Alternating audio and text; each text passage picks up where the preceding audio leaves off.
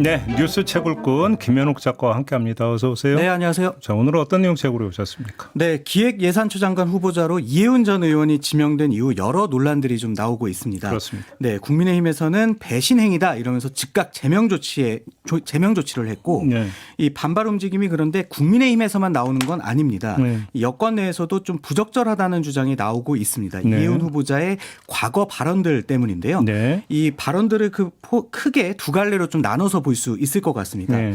윤석열 탄핵 반대 주장 그리고 확대 재정 반대 주장을 환기시키면서 이 여권 내에서도 적절한 인사가 아니다 이런 지적들이 나오고 있는 건데요. 네네. 그래서 이 이해운 후보자가 구체적으로 어떤 주장을 한 건지 그 실제 사례들을 좀 찾아봤습니다. 자, 그럼 우선 탄핵 반대 주장 어떤 식으로 했던 겁니까? 네, 참고로 현재 영상 자료들은 대부분 좀 삭제가 된 상황이더라고요. 네. 다만 이제 커뮤니티에 몇몇 내용들이 좀 돌고 있어서 찾을 수 있었는데 지난 3월 22일 손현보 목사가 이끌고 있는 극우 개신교 단체 세이브 코리아 집회에 이해운 후보자가 연사로 나와 주장하는 내용 오디오로 잠깐 듣고 오시죠.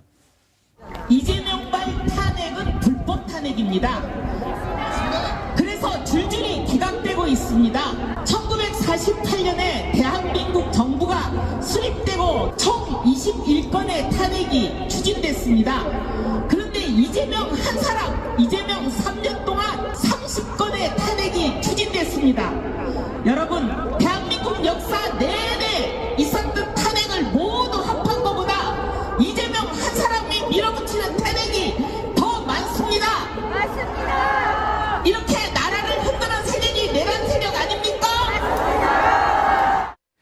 네, 이 발언들에 대해서 이해운 후보자는 한 언론과의 통화에서 당시 분위기에 휩쓸려 실수를 했다 이런 취지로 해명을 했던데요. 네. 과연 이게 일시적인 실수에 의한 발언이라고 볼 수 있을지는 좀 의문입니다. 정부 정책 특히 그 재정 정책에 대해서는 뭐라고 주장을 했습니까? 네, 이해운 후보자가 이 기본소득에 반대하는 등 이재명 대통령과 각을 세웠던 장면들은 이미 주요 언론들을 통해서 많이 소개된 바가 있었죠. 네. 그런데 이 확장 재정에 대해서도 퍼주기로 규정하면서 이 공개적으로 비판적인 발언들을 해왔거든요. 지난 2024년 3월 25일 이해운 후보자가 국민의힘 서울 중성동을 국회의원 후보로서 했던 주장을 오디오로 잠깐 듣고 오시죠. 지원금을 주느라 세금을 더 걷든 국채를 더 발행을 하든 정부 지출이 늘어나면 민간 여력은 줄어들게 되고 이것을 바로 구축 효과라고 합니다. 이 마이너스 효과 때문에 문정부의 소득주도 성장이 실패한 건 이미 결론이 끝난 얘기입니다.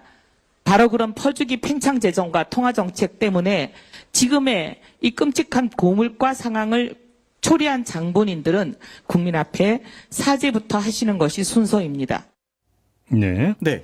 반면 이 같은 해 9월 이 JTBC와의 인터뷰에서는 이 윤석열 정부가 국가 부채를 기적적으로 줄였다 이런 이야기도 한 바가 있습니다. 네. 그 장면도 오디오로 잠깐 듣고 오시죠.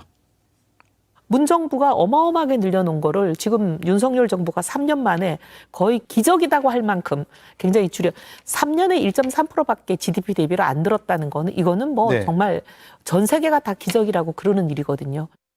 네. 네, 이해운 후보자의 이 발언은 이 윤석열 정부의 이른바 건전재정 정책을 옹호하면서 나온 발언인데요.